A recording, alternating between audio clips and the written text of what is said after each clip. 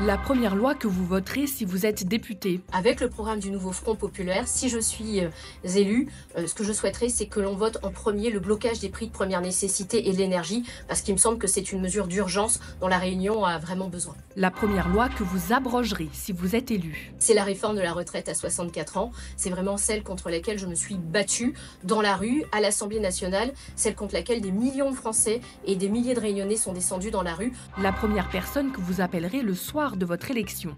J'aurais peut-être pas besoin de l'appeler parce qu'il sera très certainement à mes côtés, c'est mon père, pour son soutien indéfectible et la confiance qu'il me porte.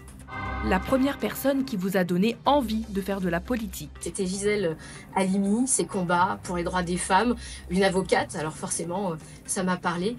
Et puis au niveau local, peut-être sûrement Huguette Bello, pour sa force de conviction. Elle a ouvert les portes de la politique aux femmes réunionnaises. Le premier argument pour donner envie à un jeune électeur de voter pour vous. Déjà de leur dire que je les comprends, je les écoute, que je suis moi également finalement pas si vieille que ça, et que j'ai vraiment la volonté que les jeunes s'investissent en politique. Pour ça, il faut leur faire confiance, il faut être fier d'eux, et il faut qu'ils aient également en face d'eux quelqu'un qui soit capable de les entendre.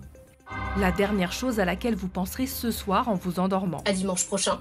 Bien évidemment, ça fait 3 semaines maintenant que je me bats pour mon pays. Depuis que le Rassemblement national est arrivé au 2e tour, plus que jamais, je m'endors tous les soirs en pensant à ce que pourrait être le monde de demain.